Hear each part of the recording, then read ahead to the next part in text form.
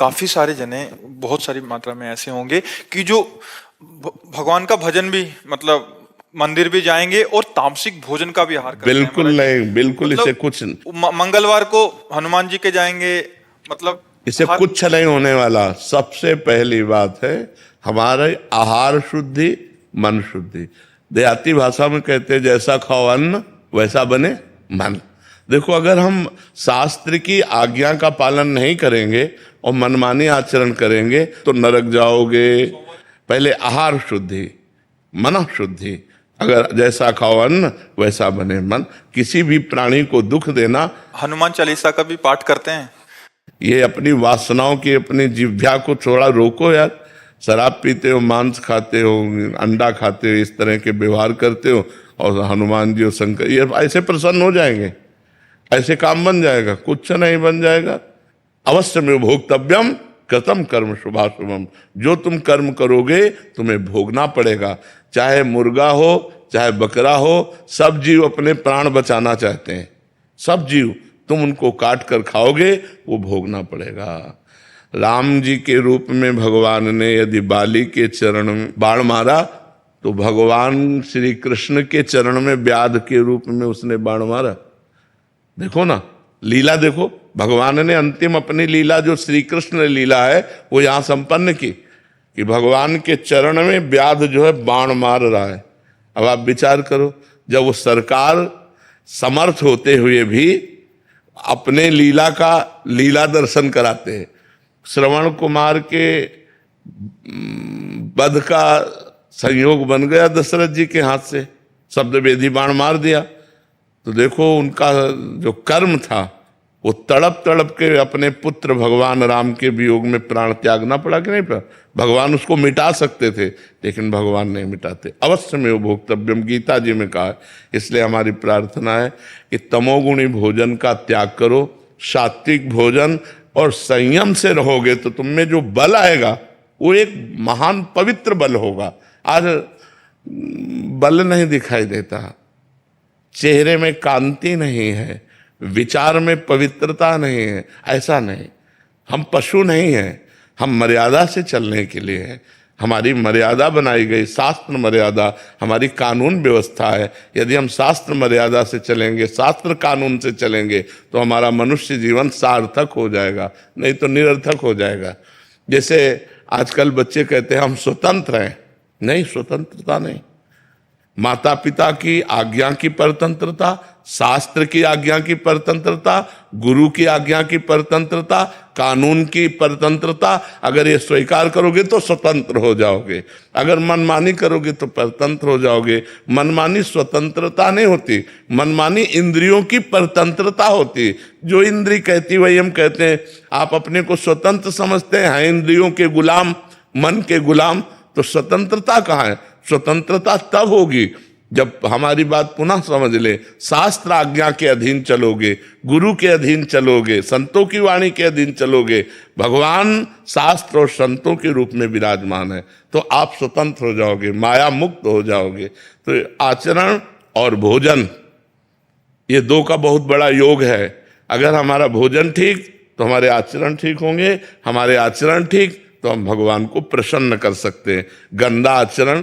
अभी कल परसों एक प्रश्न आया था कि गांव देहात में महाराज जी क्या है कि छोटे छोटे देवी जी के मंदिर हैं और गांव में किसी के घर में बच्चा हो रहा है या शादी हो रही है तो महाराज जी बकरा लेके और फिर उसका वो करते हैं, बलि देते हैं। फिर महाराज जी फिर पूरे गांव वाले आते हैं, फिर पूरा मांस वो करते हैं। मंदिर भी जा रहे हैं महाराज जी, देवी की आराधना भी कर रहे हैं। ये सब भोजन, ये आसुरी वृत्ति है, इससे भगवत प्रसन्नता नहीं होती। हम सबको ये बताना चाहते हैं, जगदम्बा को जगत जननी कहते हो तो बकरे की भी माँ है, जगत जननी है ना। माँ अपने पुत्र की बलि से प्रसन्न कैसे हो सकती है? हमें तो नहीं समझ में आता। और जब वो जगत जननी है तो बकरे की भी माँ है, वो भैंसे की भी माँ है, वो गाय की भी माँ है। वो माँ जो जगत माता है वो अपने पुत्रों की बलि से प्रसन्न कैसे हो सकती है? अगर वो प्रसन्न होती तो तुम्हारा मंगल हो जाता। किसका मंगल हुआ बकरे की बलि चढ़ाकर? हमें बताओ।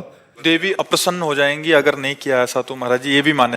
अरे अगर वो अपने स्वरूप में आ जाए तो सबको चाट जाए उनको। वो तो महाकाली है, महाकाल स्वरूप भी है, तो वो दुष्टों का संहार करने के लिए रूप माता जी ने धारण किया, वो दुष्टों का खून पिया, जो संसार के पवित्र जीवन जीने वालों के लिए वो मृत्यु काल रूप थे, जैसे महिषासुर, शुम्भ निशुम्भ, रक्त बीज, माता जी ने इनका संहार किया। इन बकरी बकरों का थोड़ी संहार करने से माता जी प्रसन्न हो जाती है, ये तो मूर्खता है, कोरी मूर्खता है, कभी माता जी प्रसन्न नहीं होती। हमें लगता है कभी ऐसे कार्य नहीं करने चाहिए और ये सोचो कि माँ प्रसन्न हो जाएंगी, मुझे ऐसा नहीं लगता। माँ ऐसे नहीं, कुपुत्रो जायते क्वचिदपि कुमाता न भवति। माता जी तो तब प्रसन्न होंगी जब सब पर दया करने लगो, सबको सुख पहुंचाओ, नाम जप करो, अच्छे आचरण करो, तो जगदम्बा प्रसन्न हो जाएगी। अगर फिर से उनको प्रसन्न करना है महाराज जी, और ये प्रथा चली है, और जैसे किसी के घर में पुत्र देखो शास्त्र में विधान है, नारियल की बलि, नींबू की बलि, इनकी बलि सात्विक बलि दे। आप कच्चा नारियल की बलि दे सकते हैं, तो ये भी बलि तो मानी जाती है। ये सब मनमानी आचरण है, इससे देवी प्रसन्न नहीं होती है। और देवी को रक्त चाहिए तो चराचर जीवों के हृदय में देवी विराज। देवी प्रपन्नार्थ हरे प्रसीद प्रसीद मातर जगतोखिलस्य प्रसीद विश्वेश्वरी पाहि विश्वम त्वमीश्वरी देवी चराचरस्य। त्वमीश्वरी देवी चराचर से, वो चर अचर की ईश्वरी है, उनको किसी के खून की जरूरत है? माँ को किसी की खून की जरूरत है? अरे माँ तो अपने खून को दूध बनाकर अपने बच्चों का पालन करती है। माँ शब्द कितना महान है, वो अपने शरीर के रक्त को दुग्ध में परिवर्तित करके अपने बेटे का पालन करती है, वो दूसरों का रक्त पान कैसे कर सकती है? ये दुष्टों के रक्त पान किए माता जी ने, जो समाज के लिए कलंक थे, जो समाज का द्रोह करके समाज को नष्ट करने में लगे थे, ऐसे राक्षसों को माता जी ने मारा है। शुंभ निशुंभ, रक्त बीज, महिषासुर। ऐसे नहीं है कि गलत सिद्धांत से न चले, नहीं तो नरक की प्राप्ति होगी। महाराज जी, आज जैसे आप कहते हैं कि भजन मार्ग, अभी तामसिक भोजन भी हो रहा है महाराज जी, फिर हम वही बात कर रहे हैं, और उसके साथ भक्ति भी।